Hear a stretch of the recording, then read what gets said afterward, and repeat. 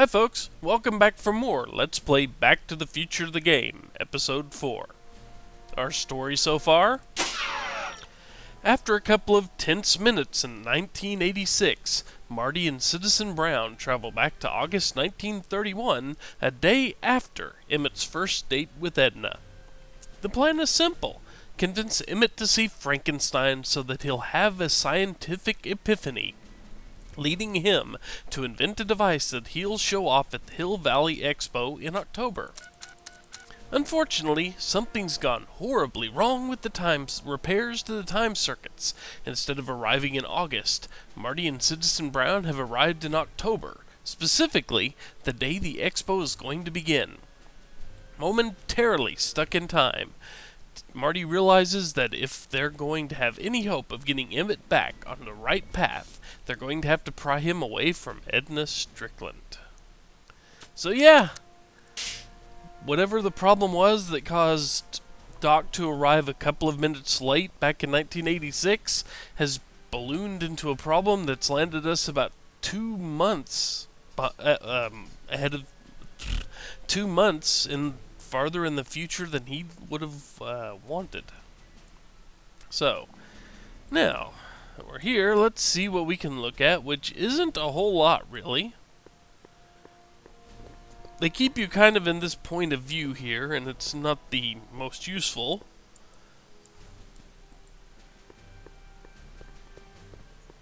And such, you only really have one place you can go because the camera doesn't shift out to a better view for you. So you're kind of on rails right now. The only place you can interact with is the doors of the courthouse.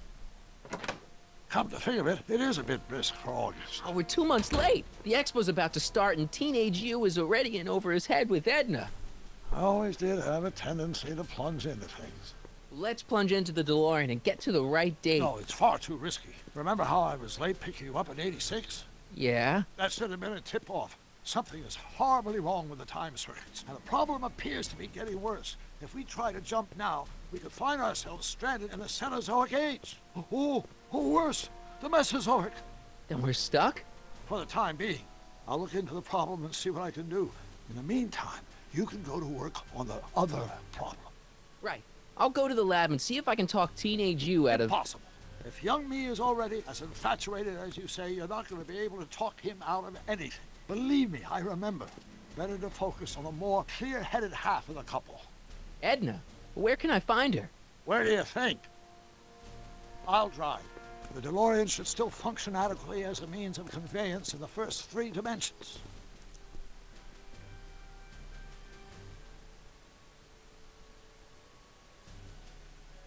We're gonna another Cars of the Future tent. It's either that or a billboard, one of the two. As always. He looks familiar. You were right. There she is. My soon-to-be ex-future wife is nothing if not predictable. Do I really have to talk to her? I mean, couldn't I just hang out until you fix the time circuits and... Oh! I'll talk to her. You better get the DeLorean out of sight before someone... Hey, you! Quit blocking the drive! All Car of the Future contestants need to report to the North Tent. Why not? Good luck!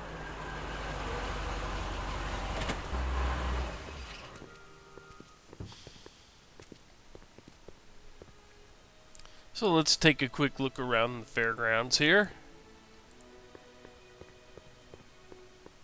Come see the Cars of the Future. Brought to you by Statler DeSoto. DeSoto, huh? Sorry about that. I shouldn't go anywhere until I've talked to Edna. What about Doc? What did she have to say? Edna? Oh, I haven't talked to her yet. Well, what are you waiting for? We need to get those kids separated. Doc is so on board with this, isn't he? The memory of all that's still running pretty rampant in his mind. Can't look at that booth yet. Well, let's talk to Edna, and hey, here's Arthur. Let's talk to him first. Hey, Artie. Officer! Officer, Right. Don't blow your cover. will you please keep your mind on the task at hand? Can't talk right now. Uh-oh. What's she doing? Spell it B-R-O-W-N. It's not exactly an obscure name. I still don't see it on the list. I'm sorry. Oh, for the love... Let me try this one more time. This is the Hill Valley Science Expo, right? First annual. Indeed. The purpose of our fair is to showcase cutting-edge technology. That's right. And to burnish Hill Valley's reputation as a forward-thinking community. And yet, you want to exclude the maker of the most revolutionary breakthrough of all. It's not that I want to, but... Oh, dear. Mr. Callahan, you do pop up at the oddest times. What are you doing here? Ooh, let's see. I need to... Whatever it is, I hope you don't have to deal with Mr. Stonewall here. His sole function seems to be preventing people from accomplishing their business. Honestly, with him keeping the books, it's a wonder the Tannen gang got as far as they did. Have you seen Emmett? Yes. Yeah, just now, in the town square. Oh, then you've heard all about his big breakthrough, the mental alignment meter. Isn't it exciting? And to think, he didn't even realize the import of his discovery until I pointed it out to him. I've never known anyone like him, so oblivious to his own potential. I kind of wanted to talk to you about Emmett and his potential. Funny, I didn't spot it myself at first. In fact, for the longest time, I'd thought I didn't even like him. Yeah. Well, you know, those gut instincts are important. If you disliked him right off the bat. Oh, but I didn't know him then. Now I know him inside and out. Yeah, but... I appreciate your concerns, Mr. Callahan, but I can take care of myself. I know what I'm looking for in a man, and it so happens Emmett fits the bill to a T. Does he now? That's Emmett Brown. Rhymes with clown, which I'm beginning to think you are. Just a simple mix-up, I'm sure.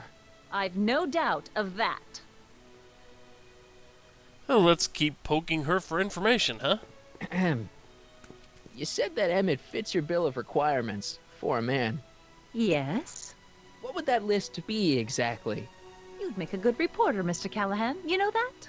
Well, his physical appearance for one thing. Emmett may not be Clark Gable, but he cleans up surprisingly well. I gave him my grandfather's white suit to wear at the expo. Oh, you should see him in it. He looks positively radiant. Looks good in a suit. Got it. And he's completely devoted to me. That's important. I've got no time or tolerance for playboys. Faithful as a Labrador. Check. Thirdly, and most important, Yes? well, his mind, of course. It's brilliant, and it's virtuous through and through. His own mind map shows him to be a model citizen. Good brain. I see. And if it turned out that you were mistaken about any of these qualities... Say, what's your game? Just curious. Just trying to understand the female mind. Well, understand this. I'm not some faint-hearted girl who'd run away at the first hint of trouble. I've made a big investment in Emmett. Not money, but I've sunk all my ambitions into him. I'd have to be thoroughly disillusioned before I'd call it quits with Emmett. Got it? Uh-huh. Now, Mr. Cub Reporter, is there anything else? Rather hard for me to picture Emmett as a chick magnet. Chick magnet? A guy who gets the girls, motors running. Motors? Who makes them, you know. You mean a chic? Yeah. Well, it's a matter of taste, I suppose, but when he's properly pomaded and decked out in my grandfather's white suit, Emmett just glows. Makes my heart flutter a bit just to picture him. You say you know Emmett is a model citizen, but you don't know him as well as I do. Did you know he once cheated some Libyans out of plutonium? Plutonium? What would Libyans want with plutonium?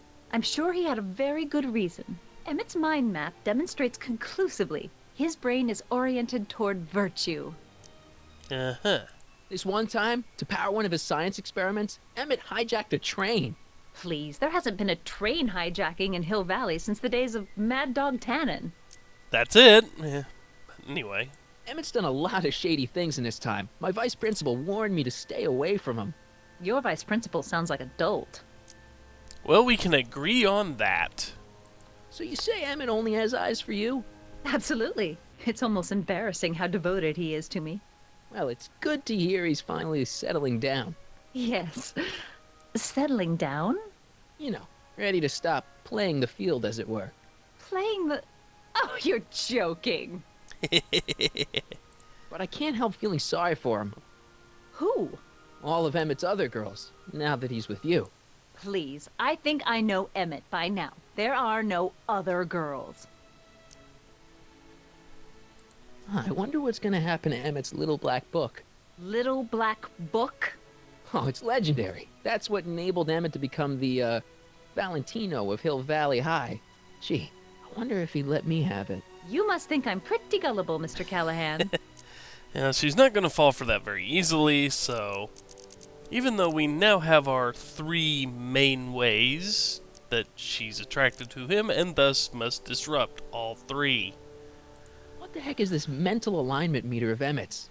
Oh, it's an absolutely revolutionary invention. Measures a person's affinities, what he's attracted to, what he's repulsed by, that sort of thing. Interesting. And it really works? Well, of course. What's the point of inventing something that doesn't work? Or, anyway, it works well enough for my purposes. Anyway, that's all the information we can get out of her for now. That's all the questions I got. Very well, then. And hey, look who it is. Hey, Artie. You see my Oriole? You mean this? Yeah, thanks. I don't She think gets that's to the word come you and were go looking freely, for. And I'm forced to wait. I love it.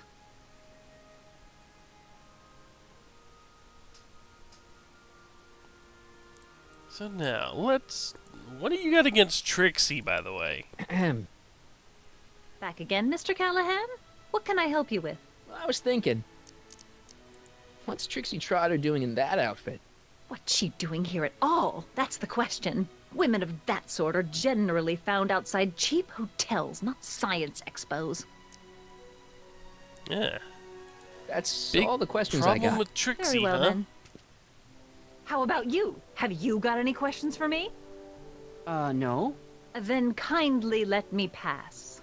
I am afraid I can't until I've located your registration form. Oh, this is absurd!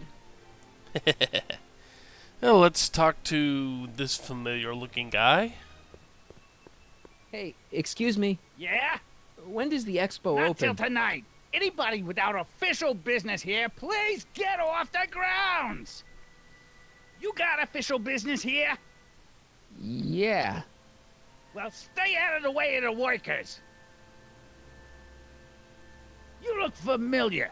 Do I know you? Nope.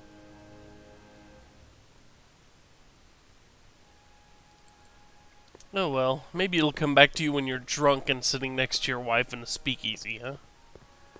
But anyway, let's talk to Trixie and her Arioli.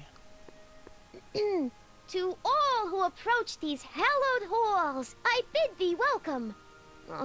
To all who approach these hallowed halls, I bid thee welcome. To all who... Oh, hiya, kid. Say, aren't you the fellow who... Got you to turn on Kid Tannen? You bet. You look younger without your mustache. That was a dirty trick, you know, making me think Kid had gone and iced Artie.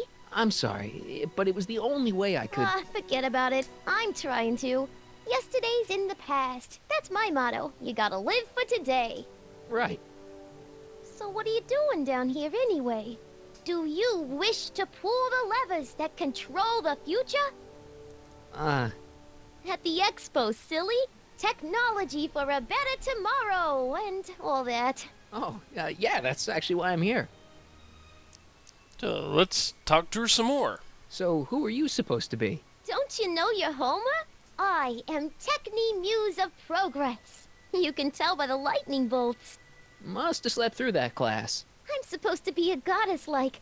I'm the one who inspires all the great men who make the discoveries. And women too. Leave us not forget Madame Curie.